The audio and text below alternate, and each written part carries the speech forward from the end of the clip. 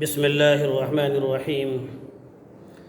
آج کا موضوع ہے نکاح میں سادگی کا خیال رکھیں، فضول خرچی سے اپنے آپ کو بچائیں، یہی شریعت کی پسند اور وقت کی ضرورت ہے۔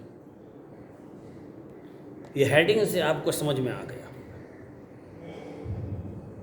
یاد رکھیے کہ آقا صلی اللہ علیہ وسلم جس وقت تشریف لائے اس وقت کیا عالم تھا؟ ہر طرف ظلم اور جہالت۔ تاریخ آپ اٹھا کر دیکھیں گے، آپ کو پتہ چلے گا اور آپ کو معلوم بھی ہوگا۔ حضور صلی اللہ علیہ وسلم کے آنے کے بعد، ان کے ذریعے نظام شریعت نافذ ہو جانے کے بعد معاشرے سے برائیاں اور خرابیاں دور ہوئیں۔ آنے کے بعد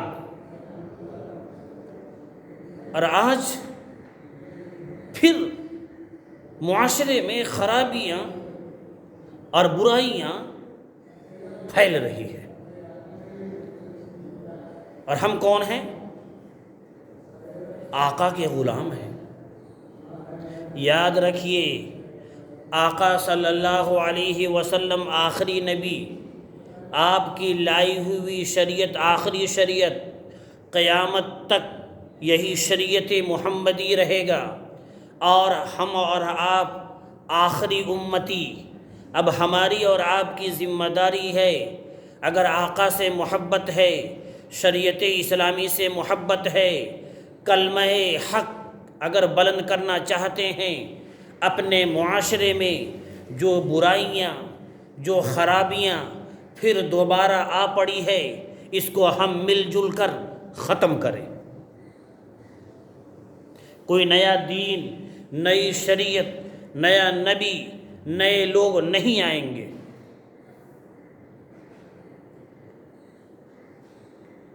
اور دین اسلام صرف نماز، روزہ، حج، زکوٰۃ یہ صرف عطا نہیں کیا، بلکہ اخلاقی زندگی، معاشرتی زندگی، سیاسی زندگی، آئلی زندگی، ہر زندگی پر ایک روشنی ڈالی گئی ہے۔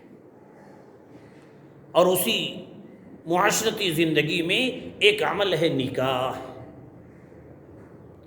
نکاح ایک اہم عبادت ہے۔ ایک تو میں اپنے بھائیوں سے گزارش کروں گا کہ جو ہم اور آپ شادی جو الفاظ استعمال کرتے ہیں، اس کو استعمال کرنا چھوڑ دیں، نکاح بولا کریں۔ نکاح، میرے آقا نے کیا فرمایا؟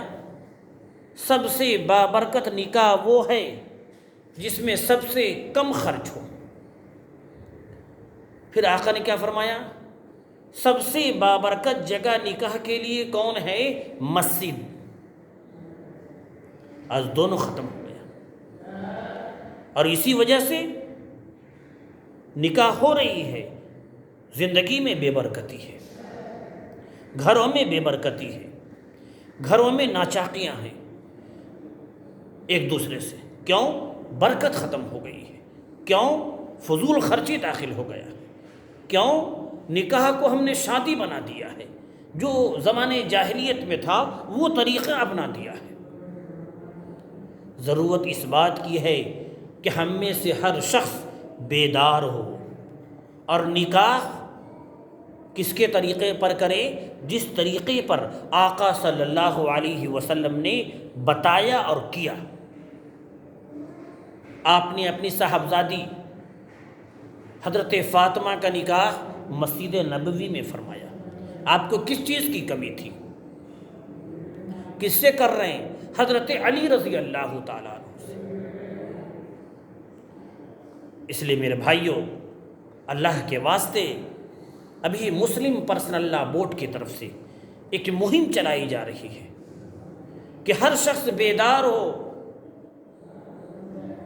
آپ کو بیدار کرنا مقصد ہے، کیونکہ مسئلہ یہ ہے کہ ہمارے معاشرے میں جو برائیاں داخل ہو گئی ہے، ہمیں احساس نہیں ہو رہا ہے، اور احساس نہیں ہونے کی وجہ سے وہ برائیاں ختم نہیں ہو رہی۔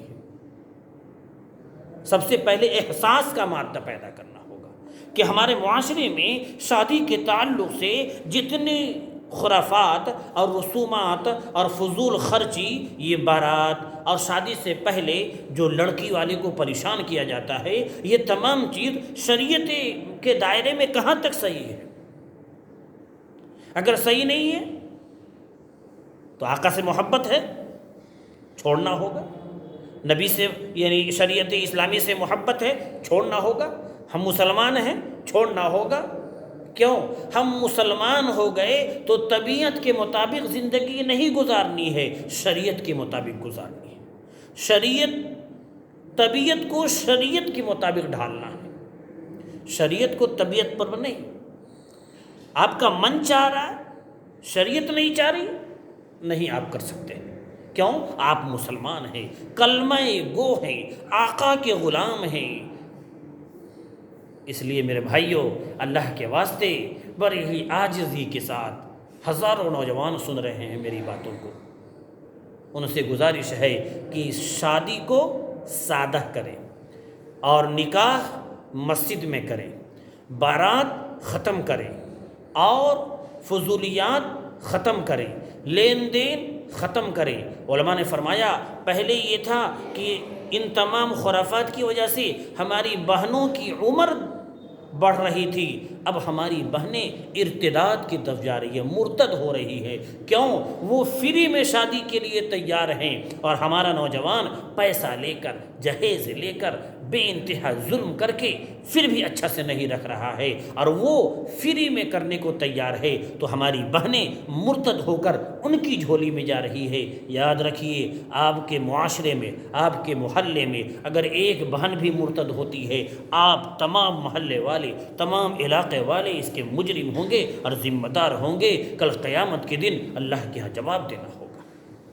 اس لیے نکاح کو آسان کیجیے اور ایک چرچا چلائیے، بارات جانا بند کیجیے. اپنے ذمہ داروں سے کہیں گے کہ اگر آپ کے محلے میں، معاشرے میں کہیں خرافات ہو رہا ہے، آپ جا کر ان کو سمجھائیں، بتائیں، شریعت کا حوالہ دیں اور انشاءاللہ بتانے سے، سمجھانے سے کمی آئے گی انشاءاللہ. ہمارا نوجوان بارات کا بائیکاٹ کرے،